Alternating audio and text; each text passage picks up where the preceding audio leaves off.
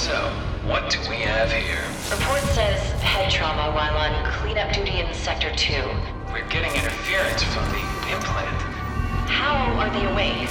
Now what's going on? Okay, here we go. Wait. The simulation's not obeying my reboot commands. If we don't contain the Z-DNA data, the virus could leak it to the outside world. Just don't die too much. Or at all. Your vitals are seriously erratic. You've got 10 bloody seconds! Do it now! Wait. Who is that? Work together if you can.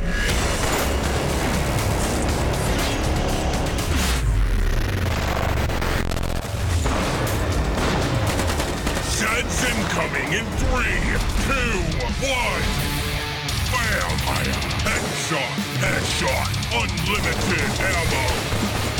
Kill streak. Berserker.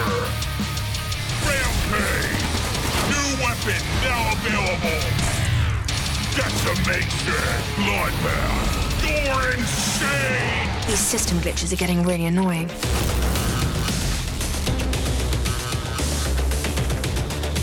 I'm questioning a lot of life choices right now.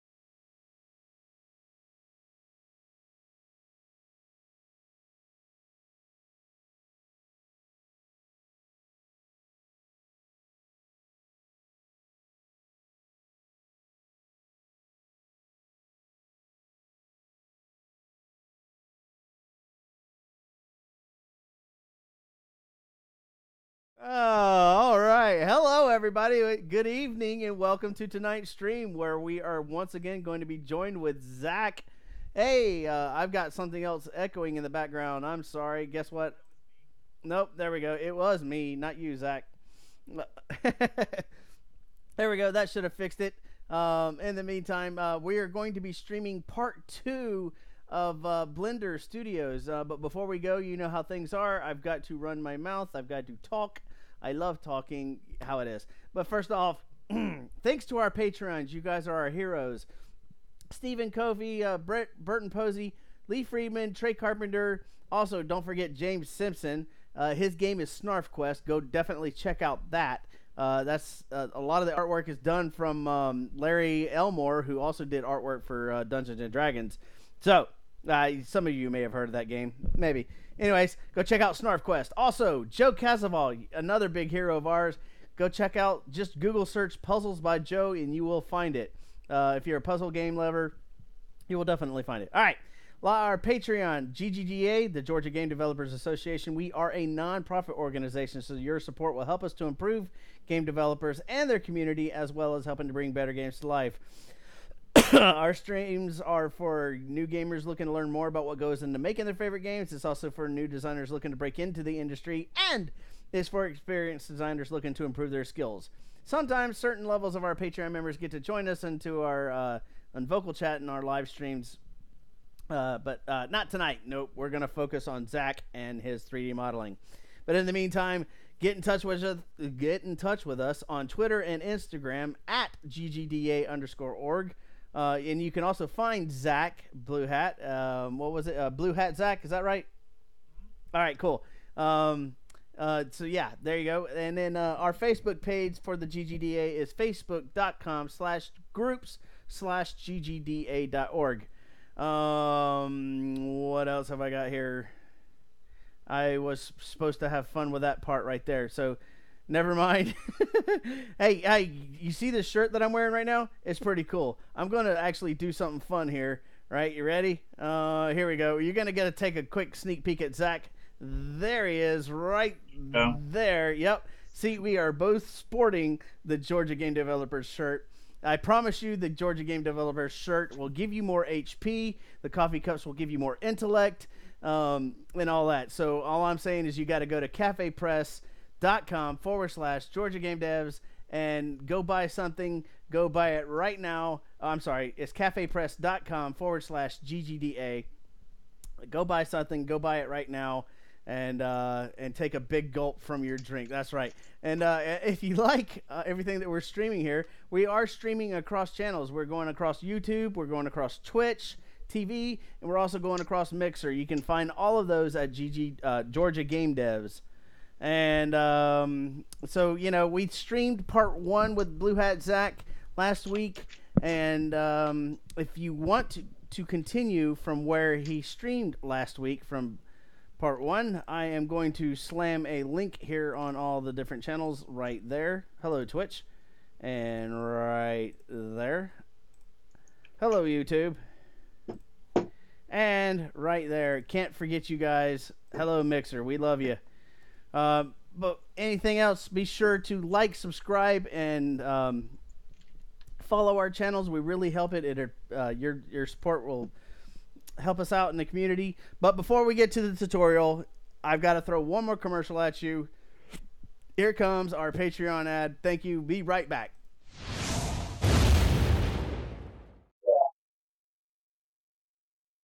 Thank you for your interest in the Georgia Game Developers Association's Patreon campaign. The Georgia Game Developers Association is a nonprofit that focuses on educating both game developers and fans on what is involved in making great games. For years we have put on live events to do just that, attracting some of the greatest thinkers in game development to share their secrets. Recently, we began our live streaming channel on Mixer to expand our ability to reach those developers and gamers far beyond our state. We have seen some initial success, but we are also hearing a lot of requests for more. More workshops, more in-depth interviews, more first looks at indie games, more giveaways, and more great streams. Your support will allow us to do just that. Even at starting levels, we both recognize your support and seek your input on what to stream. At higher levels, you can actually help shape our content, gaining priority access to our speakers, the chance to share announcements, and, at the highest level, running ads and promotions for all our viewers to see. So join now to get the inside scoop on game development and to help shape one of the best game dev channels on the net.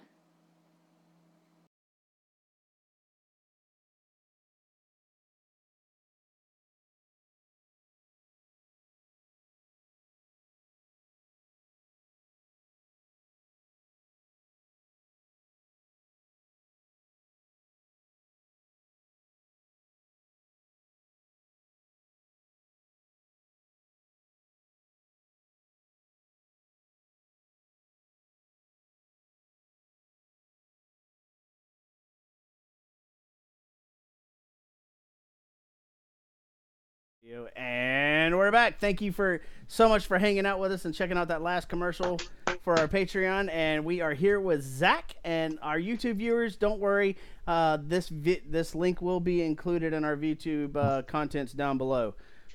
You guys have heard enough of me talking about this time, so we're going to go ahead and get diving right into some Zach in Blender here as soon as I figure out my computer and thingies. All right, you guys ready? Zach, take it away. The show is yours. There we go. Right there, yours. Cool. Alrighty. So we're gonna go ahead and just get kind of right on into things, picking up where we left off last week. Last week we built a little table, experimenting with modeling using manipulation. using 3D objects that are already pre-built. So we pretty much just messed around with cubes in a plane last week. So Brian is posting the Dropbox link for the file if you want to take a look at that, so you can pick up where we are. It's the exact same file that I'm looking at right now. So today we're actually going to mess around a little bit more with extrusion modeling, which is a lot more powerful, but you've kind of got to get your core basics down. So let me go ahead and share screens right here. Boom. That should work. Start. There we go. That should be good. All right. So here's our scene where we picked up last week. So we're gonna. Hang on, Zach. We have a technical difficulty. Okay. I am not. I am not seeing your screen right off the hand. Uh-oh. Yep. Let's see. I can stop. There. I see you. All right. Share screens again. Hey, there we go. All right. I'm going to hush Got it? now. I'm going to turn my mic off. Let's see. We good to go? There you go. All right, cool. All right. So again, this is where we picked up. This is where we left off last week. Our basic table. Is it going? Oh, there it is. Okay. So what we're going to do this week is just kind of flesh out this scene a little bit. So at the moment, if I can get it going here. All right, there we go. At the moment, if you hit F12 to render this, we've got a nice little camera or nice little scene with the green ground and a blue sky. But this isn't very interesting, so we're gonna kind of liven this scene up a little bit by practicing some extrusion-based modeling. So the first thing that I figured we could work with would be making some cups and some plates to go on our table here, because most people like to have those when you go on a picnic because it helps keep the ants away. Also, drinking out of one communal water bottle is probably a bad idea. So for starters, let's go ahead and make some classic red Solo cups. That should be fairly straightforward. Most people, I think, have an idea of what that kind of looks like. So one thing to know that we could do here is work on multiple layers. If you're familiar with any sort of Photoshop or GIMP, any art software usually has layers. So that's these functions right down here. If you can see right below the mouse, it's these little boxes right here. So you can go to multiple layers. Just allows you to have more workspace without working all on top of the same objects. So for now, I'm just going to go to the second layer just to make things a little easier. And you'll see what it looks like. Maybe I'll do the plates on the same layer, so it's doable. And I did that when I began, but it can be a little easier sometimes when you manage with layers. Anyways, so we're going to hit Shift-C to center our cursor again because we don't want something happening way in the middle over here. I'm going to hide this panel over here with N, and you can also hide this panel over here with T if you would like. So now then, so let's go ahead and hit Shift-A. Shift-A is going to add a new object. So we want a mesh. And we could start with a we could start with a cylinder if we wanted, because the cup's very similar to a cylinder. But for now, let's just start with a circle. This is going to be a little bit more interesting in some regards, but it'll help you get the idea of extrusion down.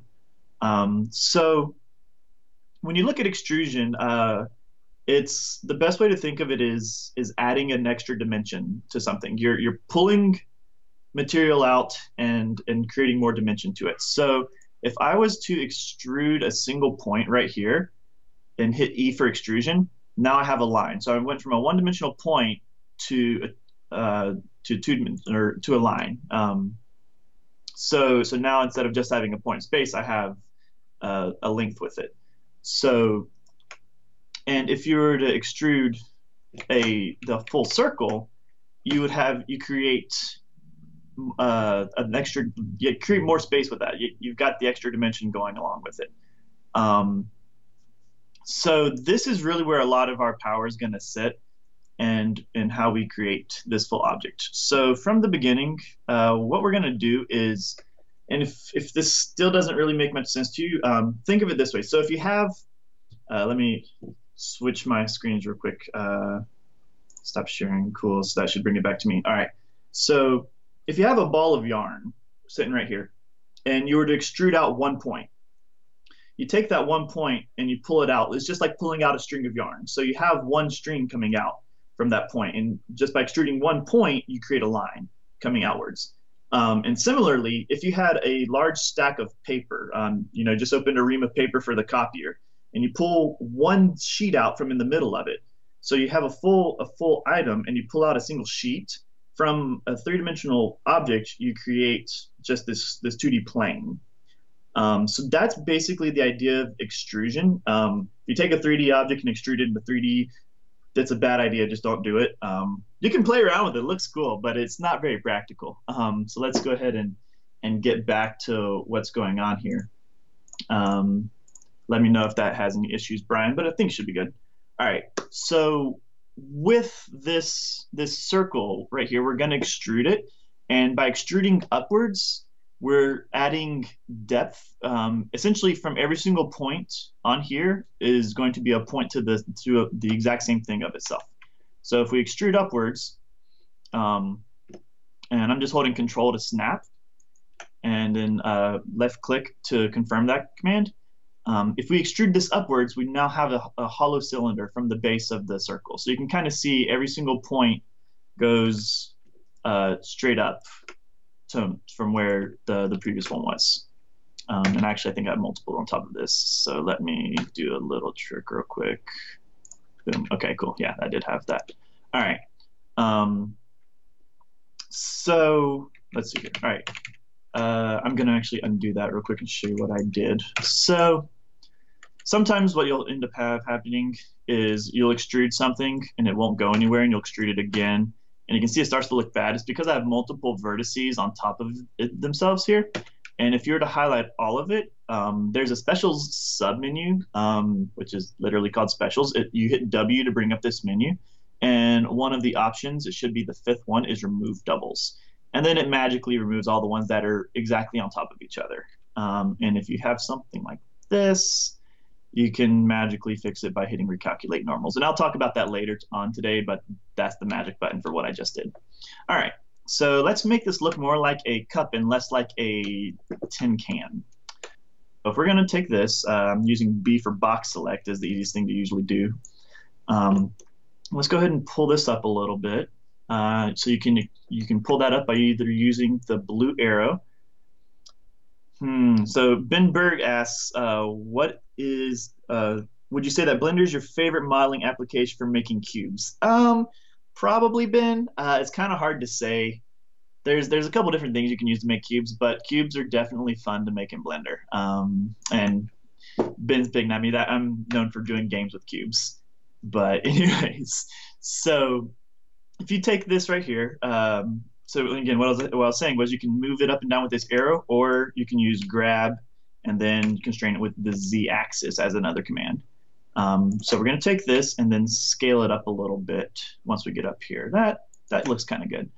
And the basic idea would just be to add this some extra depth and then pull it back down and make all these hollow, like flat faces, which we can do real quick. And you can actually just make this entire thing a face by hitting F. If you're a 3D modeler and trying to pick up Blender, you'll notice that this is not proper. This is what Blender calls an n-gon. So instead of just a polygon, you could have a quad or a pentagon or a hexagon. It's an n-gon. You can have as many sides as you want, and it still works magically. It's something Blender does. But for now, just for learning the basics, this is going to be just fine. So again, to do that, you can highlight that whole ring and hit F, and it's going to make a nice pretty face there for you. All right, so looks like a simple cut. In 3D reality, it doesn't have any depth. It's a plane that has absolutely no depth. So we're going to take this and make it a little bit better than that. So if you think about with most solo cups, what they have is that little bit of a plastic rim as it goes around the edge. So we're going to make that real quick. And what you would want to do is extrude it and then scale it out. But one of the things that you don't think about is extrusion doesn't allow you to scale. So if I'm trying to pull it over sideways to make it out, it doesn't want to work. So what I'm going to do is hit E, and then you can right click and it stays exactly on top of itself, which is how I got those duplicate vertices earlier. And from here, then I can hit S to scale. And now that's going to give me a nice little rim, so we can, if I move, I can see this a little bit better. And if you're forgetting my movement commands, middle mouse button, it allows you to orbit, and then shift middle mouse allows you to pan. Scrolling is zoom, as you would expect. Okay, so from here, we've got a nice little rim of our cup that we can go with. We can extrude this up yet again. And then we can hit E to extrude, right-click on top of itself, and then hit S. And I think you can actually simplify that command. If I hit E and then S, yeah, it does work.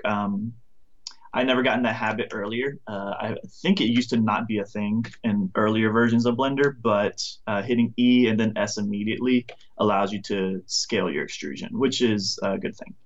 All right, so from here, we're going to take this, scale it a little bit more in, and then I want to pull this down and create the bottom of the cup. So I'm going to hit E to extrude, and you can actually see what's happening here is the mesh is going, they're crisscrossing over themselves, and we're going to scale it down once we get down to the bottom here. But for now, this is going to be okay. So we're going to pull it down a little bit to the edge, and then you can scale. So you can actually see that it's right there on the inside.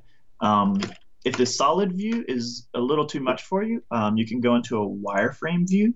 So right down here beside the modes, you have your viewports. So most of the time, the Blender default is the solid shading, but wireframe is also really helpful, especially when you have a lot of detail, which I'll probably be using later on tonight. And you can toggle that with Z, is the nice simple shortcut key for that.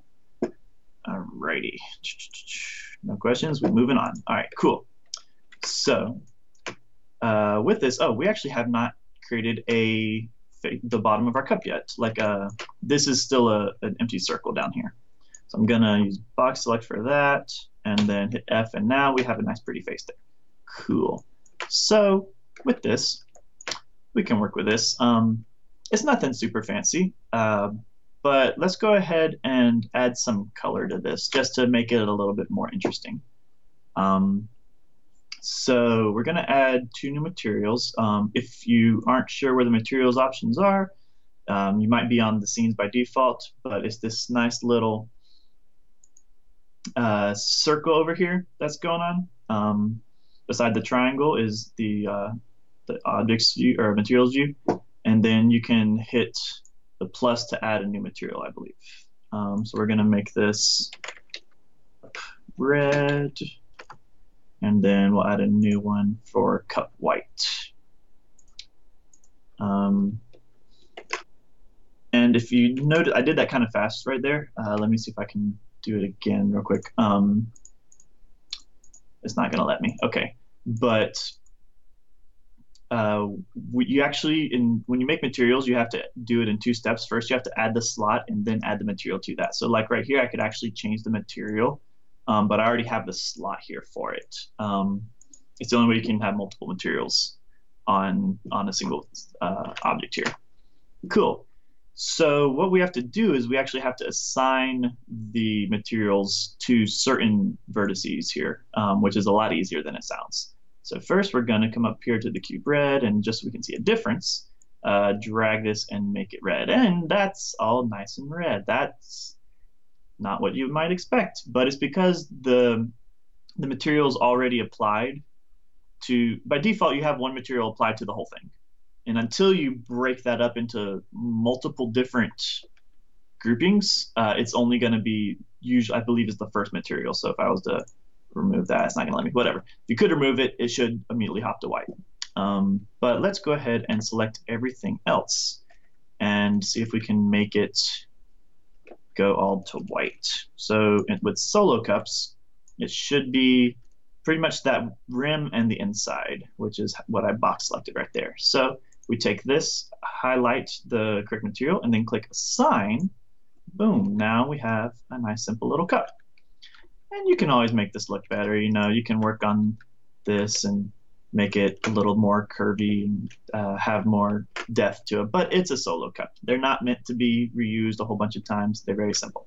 Okay, so One thing I want to mention before we get too far in this is that we should rename your objects as you go. It's going to be much more helpful if you do this in the future. And if you're someone who's using Blender in addition to a game engine like Unity, there's actually a second place you need to rename your assets. So the first one is up here in the scene hierarchy view, but the second one is actually the mesh data itself. Yeah, naming conventions is very important. The mesh data itself, if you sometimes you'll be in Unity and you'll try to you named your object correctly, but your mesh is somewhere else, and if you're trying to trade out meshes or something weird, you can have trouble finding it. So it's always good to rename it first in the scene hierarchy, second in the mesh data itself, which is the triangle option, and then right here. So I'm just going to name this one cup, which is nice and simple. Cool. All right, now if you remember, we are in a different layer. We're in the second layer right here. So we're going to go over back to the first layer, and we want to move this back. Now this is going to be gigantic when we come back in, which is going to be great. It's going to be super funny. So if you hit M, it'll allow you to move the object you have selected or multiple objects to the next layer. As long as your mouse is on this, it's not going to go away, but as soon as you walk away, there it goes. So I'm going to click that, and it disappeared just because it's on its first layer.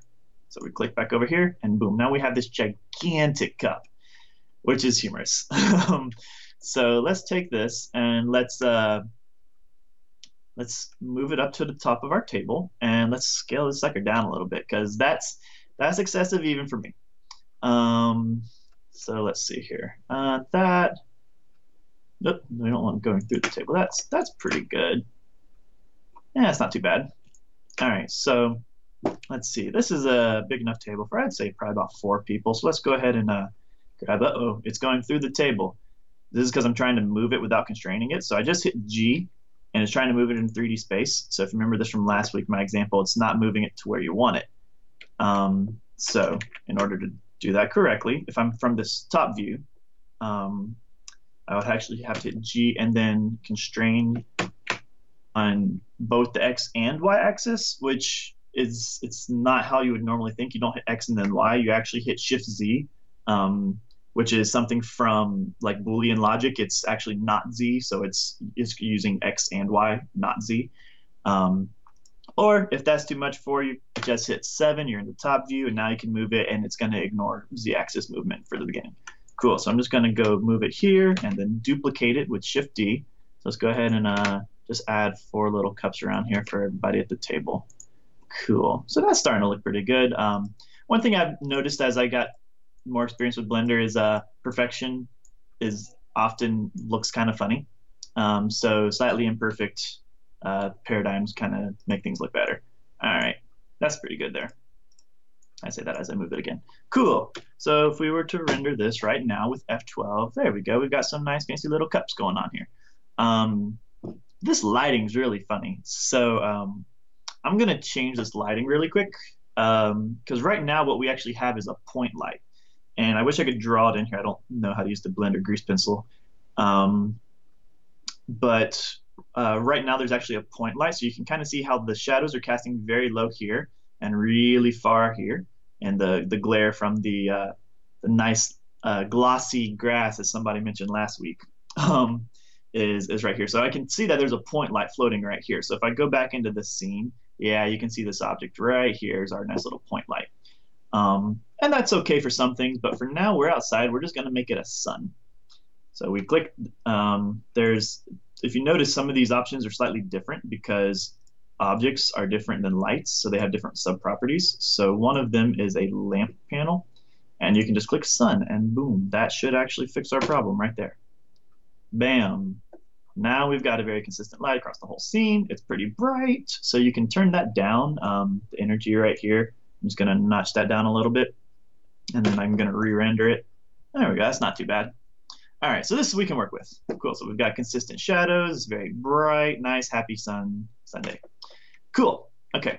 So anybody got any questions so far as we're moving on? I know I'm going kind of fast, but we're just hitting up some stuff. If anybody has anything that they want to add to the scene, either this time or next times, go ahead and throw it out in chat, because I just kind of come up with some stuff that I think would be helpful to learn certain techniques. So to say that next, in lieu of that, we're actually going to go ahead and move to creating a plate. And this one we're actually going to create in this scene, in this layer right here, so that way we can kind of see the differences with that. Ah, man. So I'm going to hit Shift-C to center my cursor right here and get a little bit closer. So with this, let's see. We could do this with a cylinder, or we could do it with a circle. The circle would be very similar to the cup. So this time let's do it with a cylinder. So let's see here. All right, so Shift A and then go, let's do it with a cylinder. Cool. All right. So we've got our cylinder right here. Let's go into Tab into Edit mode. And you can see there's a lot of stuff overlapping right now. So this is why sometimes layers is easier. If you hit Z to go into wireframe mode, this is also super helpful because it kind of takes away all of that extra data, especially if you've got it highlighted.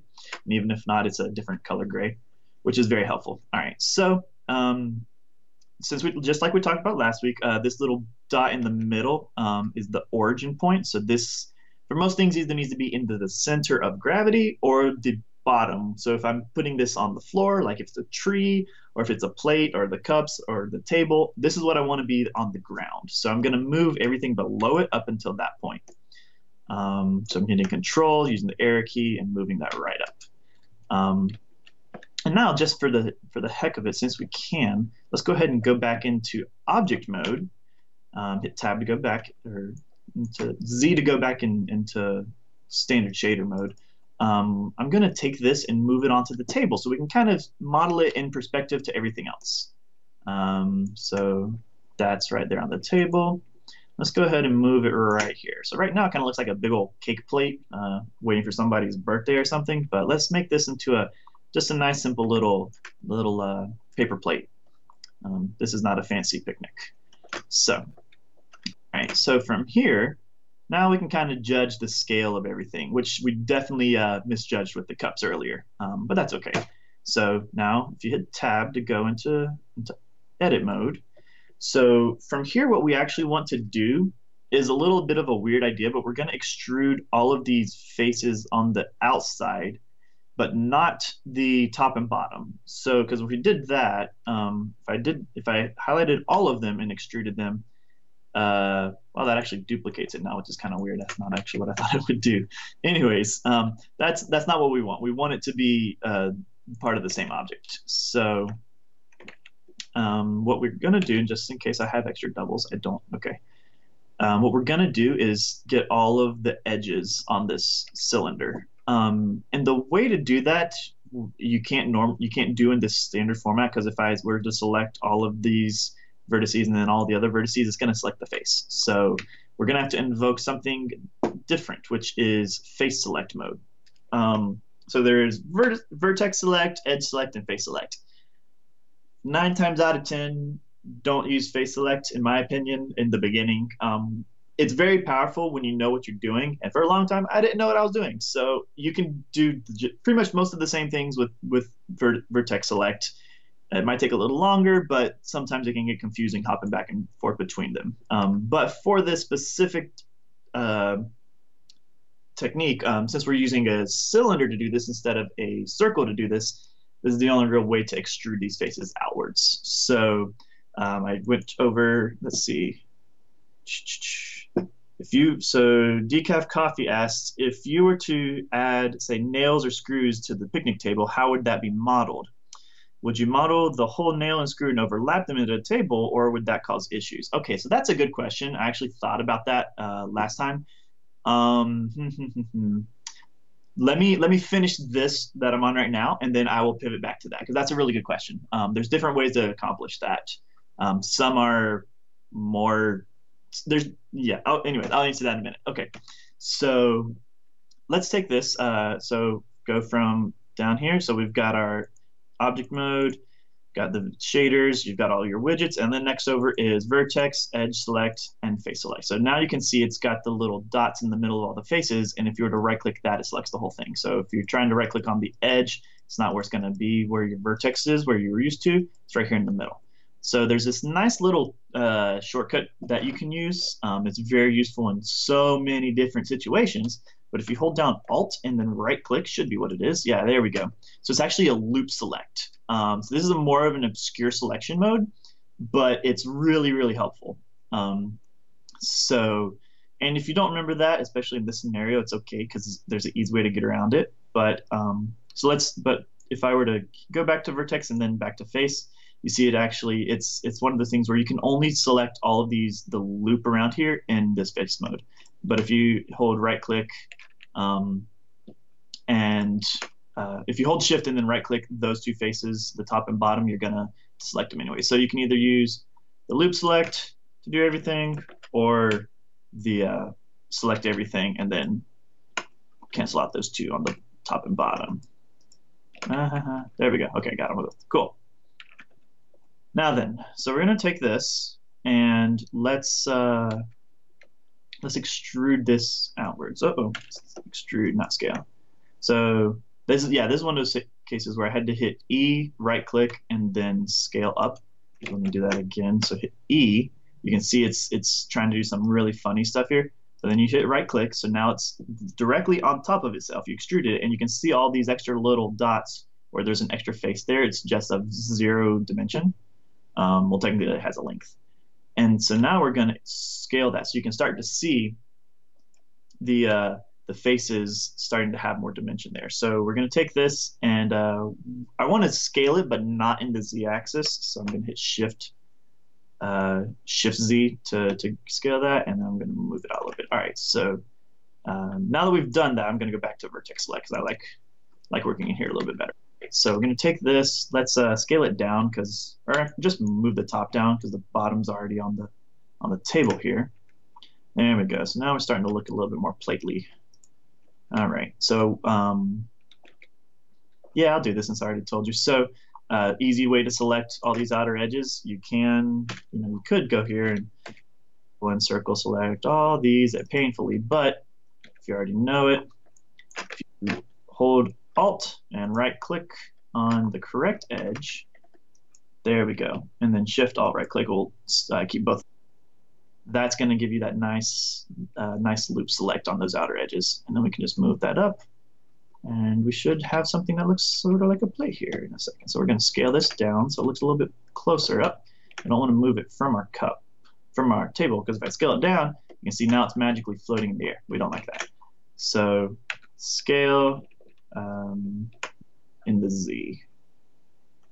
Yeah, so that's going to keep us there. Cool. All right, gonna scroll that over there. Let's take these, loop select, Alt. It's a crazy command until you get it right. And the trick to getting the right side, the right edge, is selecting kind of more just as far away from any other edges you can. It'll help Blender get you to find the right one, the right edge that you're trying to actually loop. So there we go. So that's the basics of a simple plate. That's a pretty good scale too. All right, so let's go ahead and move this over here. Let's see here. Go ahead and move in the top view. We're going to select both of these and duplicate them. So now that's not right. Good. There we go. Now we've got something. Alrighty, and I forgot to name all of these. Great. So you know what? I'm just going to undo that real quick and say plate, and under mesh data, plate again. And it'll name them plates just like this one, 01, 02, 03s. And I'm okay with that for now. This isn't anything fancy. If you wanted to be better about your naming conventions in Blender, message me about that and I can tell you, because that's a little, you can do some really cool stuff with it, but a little more in depth than what I'm trying to do for today. All right, so if we go ahead and hit F12 to render that, we've got some nice little plates here. All right, so a couple minutes ago, Decaf Coffee asked a question about if we were to add bolts and screws to this table, how would you do it best? So there's a couple different ways you could do it. If you were going for something, if this was just a background object in a scene in a game, you could actually probably just put it on the texture itself and bump map it to make it look like there was something there in the wood, as opposed to actually modeling it. Yeah, so he did actually suggest, would you put an actual physical nail and like a full model and drill it in? That could cause issues. It's one of those things that I know how I would do it now, and I probably would, if I was doing it initially. Well, let's say right here real quick. So probably the easiest way to do it would be like, let's say I wanted to put a bolt like right here between these two panels. Then I would actually go ahead and put a full bolt through that. So let's see, just let me do this real quick just to show you what I'm talking about. So I'm going to Shift A, add a cylinder, rotate it 90 degrees. We're going to scale this sucker down a little bit. Boom. And then scale it in the Y. That's going to give us some depth. We only need it a little bit right there. No, wait, we're inside the table. Okay. So now we can grab it over here and then sideways. All right. So, and if we were to take this, just so we can see a difference, we're going to make a new material here, bolt, and just a little bit darker color. There we go. And then assign it. All right, so that's honestly like one of the easiest ways just to get around it. And you could add more detail, obviously, by putting like a nut and everything on here. If I wanted to do it really well, I would duplicate it just so we can have some consistency here. So if we were to turn to that, you can kind of see that there's that extra detail there. It kind of depends on what you're doing. If you want to make it for a game and you're trying to be really conservative with your poly count, probably wouldn't do something like this. If you were trying to do something for, making a really realistic rendering, you still probably would only model the top part of it. But as far as for speed goes, just putting a bolt straight through like this is probably easier. If you wanted to do it a really cool way, you can model the bolt and then put a Boolean modifier between the table mesh and the bolt mesh, which is advanced. Hopefully I'll get to that at some point, but that'd be the real way that I would like to do it nowadays. And that's really fun because it actually subtracts away the mesh that is colliding with the table leg in this case. So you would have the bolt head on one side, the bolt head on the other, and all that stuff that I put in the middle would be taken out. So that's a really cool modifier to use. Hey Zach, I've actually got a question here. I'm going to interrupt your stream here. No, go ahead, please. So imagining that this was an object that was in a game and you wanted to make it, like a collidable object. Let's say somebody running into the picnic table. You've got it bolted down, or you've got the table as one solid object, but yet all the cups and the plates are a different object. So like if I were to run and crash into this table and to make sure that all the other pieces would physically fly away, like if you were driving a car and you crashed into this table, that you've got this beautiful picnic set up. Anything I need to keep in mind about setting up this scenario or this whole works in order to make sure that the plates and the cups would go off physically in different directions?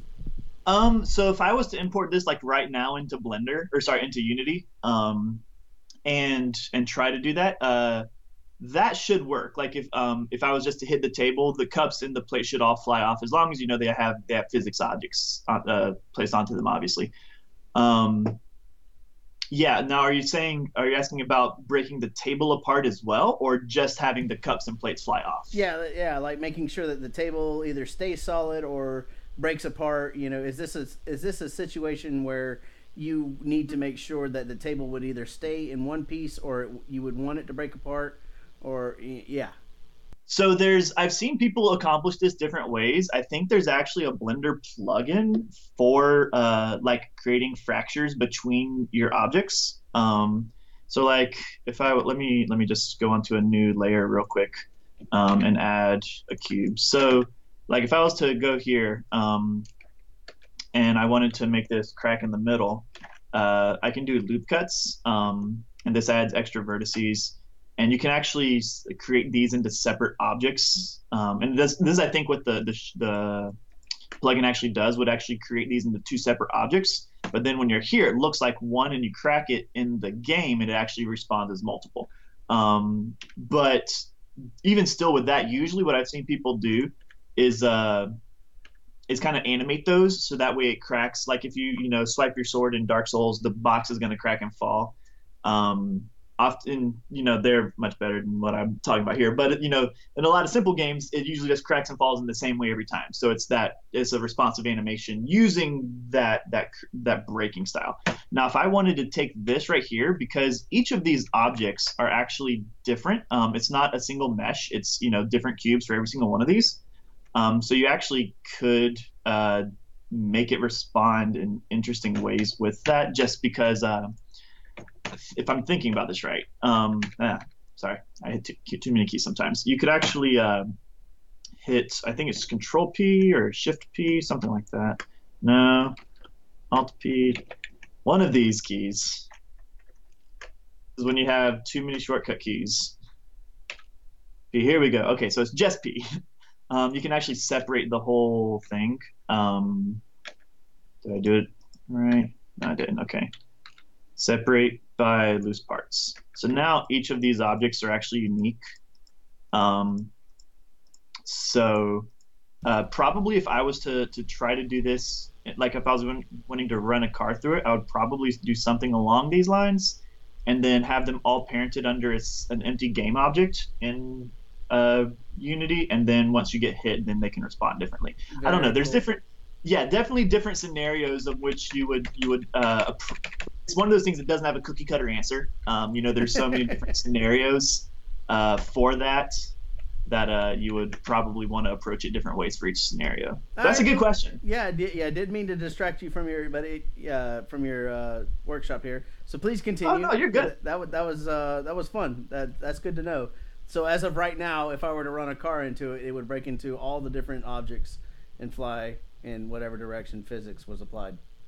Well, yeah, basically. Well, it's okay. Immediately now, no, it would respond as one because I undid everything. But yeah, otherwise it would respond as unique objects if you broke them all apart with that P by loose parts command. Yeah. Now, cool. So now I can actually grab a single board and fly it off into the distance. Very cool. Thank you. Yep. Alrighty. Any other questions? Doesn't look like any other questions now. So let's see. What did I have? Let's try to model a watermelon. We can actually have something on our plates. That would be interesting. So we're going to do a very simple watermelon. Nothing super complicated, but we're going to go a little more complicated than we need to just for the sake of this. All right. So with a watermelon, really all we have is a wedge with a circle rind. And there's different ways you could try to accomplish this. You could try to build it all by hand and make it like a cylindrical half wedge. So let me show you what I'm talking about right quick. So you could try to do it with a cylinder, cut this half off, take the top, make a face, take the bottom, make a face, and take this and make a face. Scale the whole thing down. Uh-oh, I hit something I'm not supposed to. There we go. Okay. So you could do this, do a slice of watermelon, but we'll be a little bit more intricate than that. So what we're gonna actually do is do more like a circular slice. What I mean by that is, okay, actually can't think of. So if you were to, let's say, take the whole watermelon and divide it into quarters long ways, down the cylinder or down the oval, 3D oval. So let's actually do it with this sphere right here. So what we're gonna do, so hit Shift A and go down to, there's two types of spheres. There's an icosphere and a UV sphere. UV spheres have faces in a latitude longitude sense, so just think like a globe.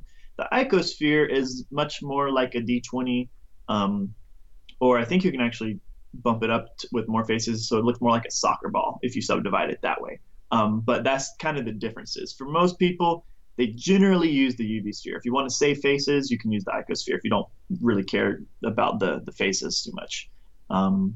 But let's take this, and so we've got it looking more like the globe, but let's take it and rotate it on its side. So I'm going to go into side view, hit rotate, and holding down control, and in this bottom corner down here where it says view, if you can see my mouse, around here is where it's actually going to say the degree. So we're just going to rotate to even 90 degrees. So there we go. We've got it right on that edge.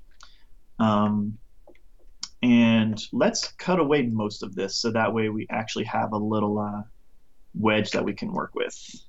So let's just, there's a couple different ways we can do this. I'm going to do this the slightly more arduous way for now, and use C for circle select, and highlight all these guys on the outside here. If you do mess up, you can always, like if you're doing this style and you mess up, you can always come out here and holding shift, you can take out the extra ones that you created, so that way you don't have too many extras.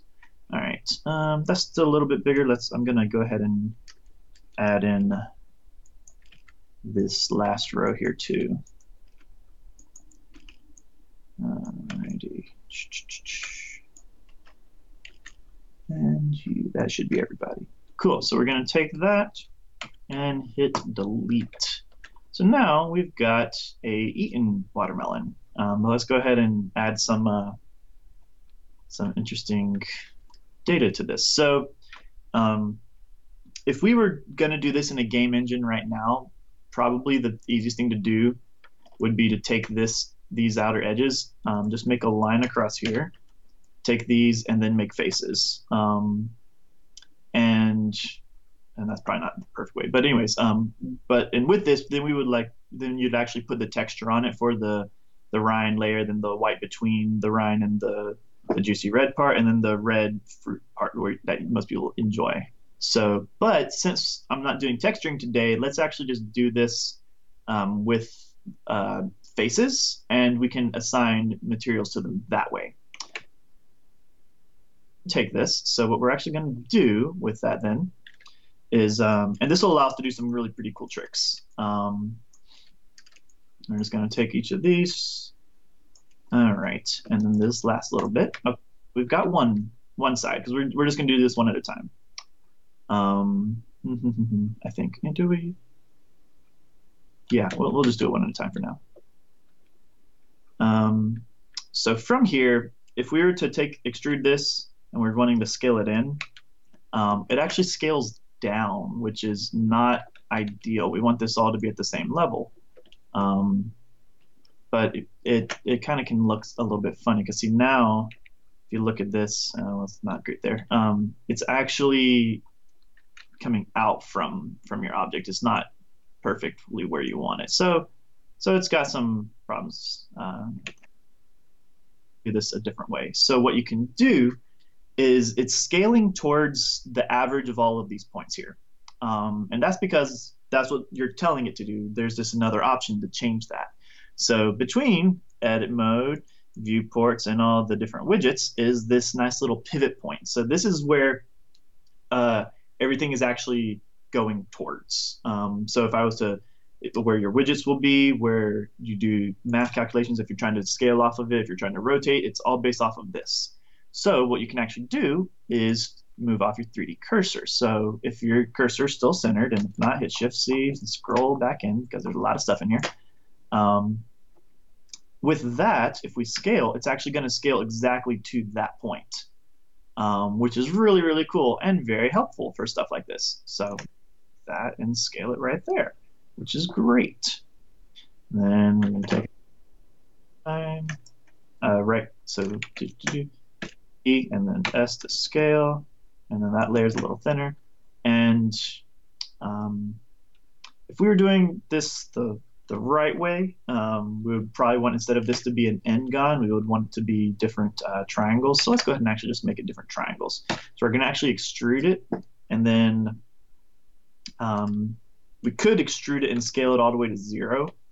Or if you want to learn a new trick, you can hit doubles for special, or W for specials, go to merge, which is the 4th one, and then you can say at center. Oops, not at that, probably at cursor. Let's see. Usually it's at center because that's where it is. Yeah, there we go. Add cursor. So now we've got that nice little thing done right there. Cool. So then we can take this side and gonna do that. Probably could have done these at the same time, but we're already here now, so don't worry about it. All right. So I'm just hitting E and then S to scale. I'm slowly scaling in. Then I'm taking all of that and hitting E, W, and merge at cursor. Cool. But now I actually have 2 points on top of each other. So if you see, it kind of goes back and forth between one side and the other because there's 2 points that are identically on top of each other. Same with these right here. So what you can do is hit A to highlight all, and then also under the specials is remove doubles. And up here in the corner, you'll actually see if it removes any doubles. So remove 5 vertices. So now this is just one vertex right here in the middle, which is great. So all these little triangles on here will actually help us out in the future when we get this going. So let's go back into shader mode so we can actually see this thing. And object mode, and there we go. All right, and so now one thing you do have to remember is our widget's way down here because it's still at the pivoting for the 3D cursor. So now if you put it back to median point, which again is the average of all the points, or in this case just one, so it's the origin. If you hit another one, you can see it's averaging between those. So now we can take this, and just like we did with the solo cups, we can actually add some colors on here and assign them to the mesh. So we can make this, spell this right this time, watermelon green, everything. There we go. We're going to be pasting this a couple times. The new watermelon white, and then watermelon red. Alrighty, so we're going to take the green, make it a nice, happy little, usually watermelon's kind of more of a dark green, I think. So we'll do a little bit darker. And you can see it's this, again, it's this first material that's applied to the whole thing. And until we start clicking assign, it's not going to register that. And assign goes to everything else that you have selected. Okay, so, and if you know your loop cut shortcut keys, you can hit loop cut, which is Alt right click, and then Alt right click again, and then hold. And if you're holding down Shift, it allows you to select both of them. If you do that, go. So with that, we can assign that color right there, and it's usually it's a white, but it's kind of a blended white. And then we've got this reddish right here, and it's kind of what color red is it? Probably about that. We'll do that right here. Assign that. Boom. So now we have a nice fancy little watermelon. And it's actually got a nice sheen to it, which again somebody mentioned last week. If you want to take that off, you'll notice. So if you look over here, it's this nice shiny white spot. You can actually take that off with the specular. So the diffuse is pretty much the color of it, and then the specularity is the color reflecting off of it. For people who are artists and have much more to do with lights, this is something that you can correct me on. Please do. I'm still learning, but that's basically what color you're reflecting and how much of it you're reflecting whenever you have a light shining. So cool. So now we've got this handy dandy little watermelon, and we can go ahead and move it on to our plates. Now this is huge, like gigantic. So we're going to scale it down a little bit. Something a little bit more manageable. Alrighty. That's placed pretty well. It's not too far into. Okay, that is kind of far into the plate, but there we go. Again, also why frame view is very helpful. So we're going to go ahead and duplicate this across all the different plates. And if you want to make this a little bit more interesting, which we always like to make it more interesting, at least if it's not too much difficult, we can rotate them a little bit. That way it's not, the same cookie cutter thing for every single person. Can probably, let's see if we can, this was a good time to use this widget. So we've been using just the arrows widget for a long time. There's actually a widget for rotating as well. And then you can grab those and move it. It looks kind of funny because it's on the global XYZ, which you can change to, I think we want local. There we go. And give it a little bit more, just some interesting angles to these guys. That way they're more than just sitting on here. So if we go ahead and render that, there we go. We've got a nice little scene going on here. All right, any questions? Any suggestions? I think we're about out of time. Running a little close to time. One thing we can do right quick before we head out. This is something that I experimented with a lot when I was just getting into Blender. There's this great little tool that they moved, and I hadn't found it for years, but I found it yet again. Is you can subdivide, and it's called fractal, which is not like your normal fractal that you think of with the triangles subdividing themselves and holes in the middle. Anyways, it's not like that. It's just adding random jitter to your mesh data, which is really fun and can add detail without you putting in a whole bunch of effort. So right now we have a very flat, very boring grass box right here. But what we can do actually with very little effort is subdivide this, and then we're going to add some jitter to the subdivision. So when you subdivide, it's just adding in more cuts. And so you can actually control the cuts with this right here. If you've hidden this pane from yourself, it's the T panel. Hit T and it'll open it back up. And you can add the number of cuts. And so we're gonna start right there. I don't know if I want to do fractal yet or not. I think I want to wait on that. So just go ahead. So it's W for W for specials, and then subdivides the second one. I'm just gonna subdivide it twice or 4 times, I think. Where is it? There it is. Yeah, 3 times. So it's four boxes of grid. That's confirmed. Once this is gone, you know your command's confirmed. Oops, should see. There we go. And then let's go ahead and subdivide with a much higher fractal. There we go. So you can see it's adding a lot more jitter to it, and you could turn it up way too much where this is, you know, earthquake picnic day. But we're gonna just turn it up just a little bit, and the more you subdivide it as well, the smoother that starts to kind of look out. This is fun, and this isn't super effective for if you're wanting to use this in a game. It's just creating a whole bunch of extra mesh data. That's probably not super helpful. But if you're working in just Blender, this is great. But now, if you look at it, is this you can see all these faces, which doesn't look super good. So we can actually set those to a smooth styling. So over here on the T panel, we might have to be in edit mode for this to work. Let me see. Oh, nope, there it is. So top one under tools and shading for smooth. So now you can see, instead of the flat faces where you can see every single face, it's much smoother. So the rendering engine smooths that out.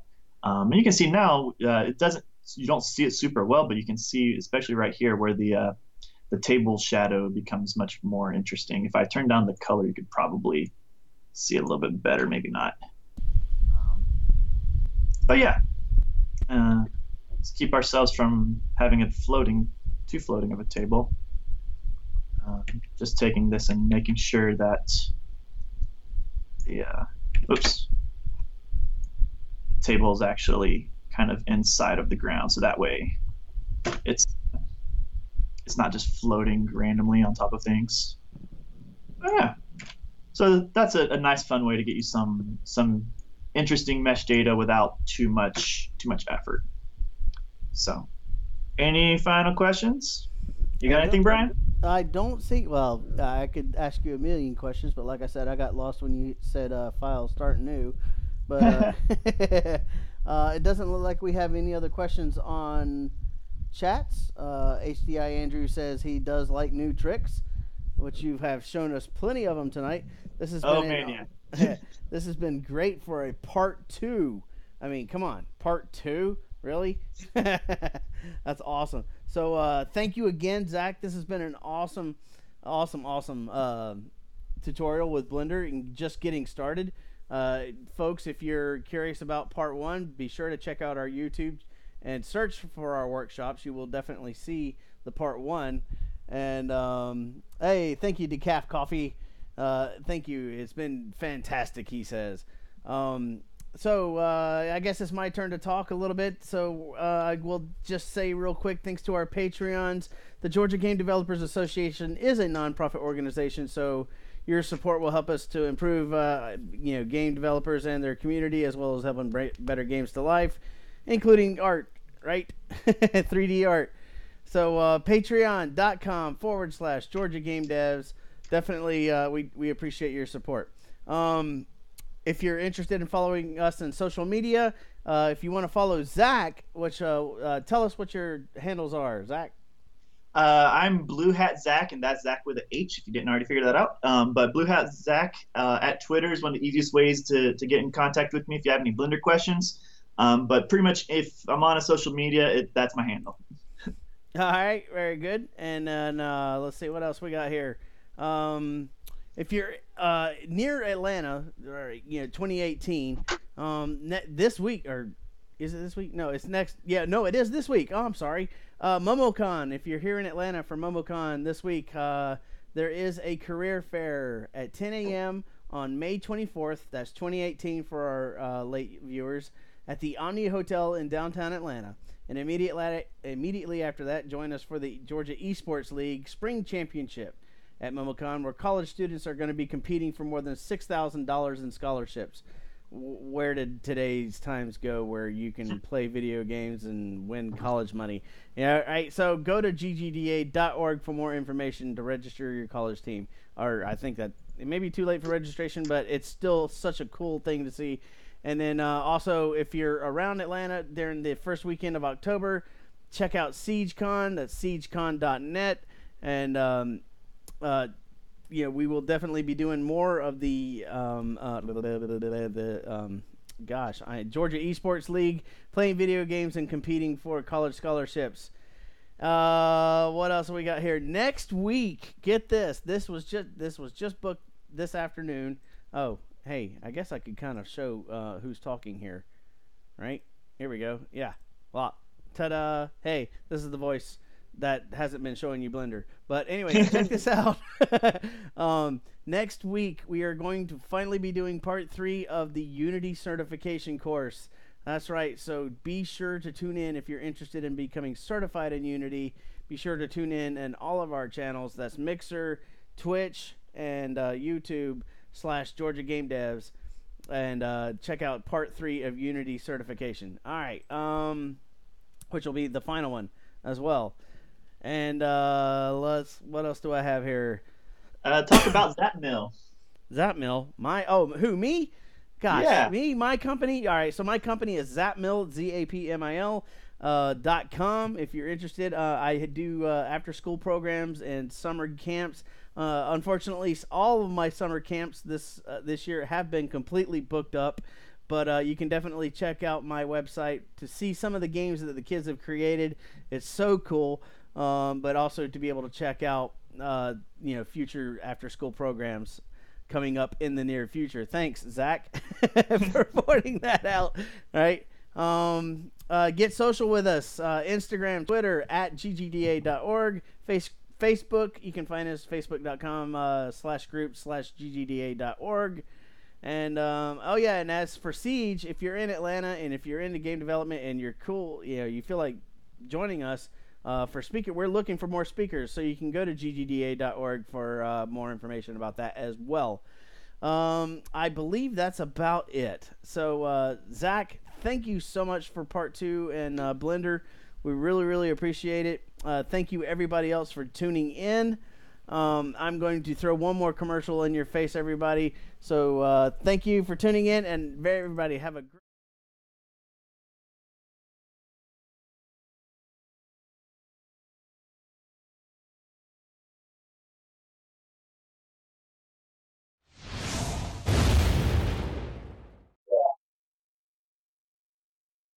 Thank you for your interest in the Georgia Game Developers Association's Patreon campaign. The Georgia Game Developers Association is a nonprofit that focuses on educating both game developers and fans on what is involved in making great games. For years we have put on live events to do just that, attracting some of the greatest thinkers in game development to share their secrets. Recently, we began our live streaming channel on Mixer to expand our ability to reach those developers and gamers far beyond our state. We have seen some initial success, but we are also hearing a lot of requests for more. More workshops, more in-depth interviews, more first looks at indie games, more giveaways, and more great streams. Your support will allow us to do just that. Even at starting levels, we both recognize your support and seek your input on what to stream. At higher levels, you can actually help shape our content, gaining priority access to our speakers, the chance to share announcements, and, at the highest level, running ads and promotions for all our viewers to see. So join now to get the inside scoop on game development and to help shape one of the best game dev channels on the net.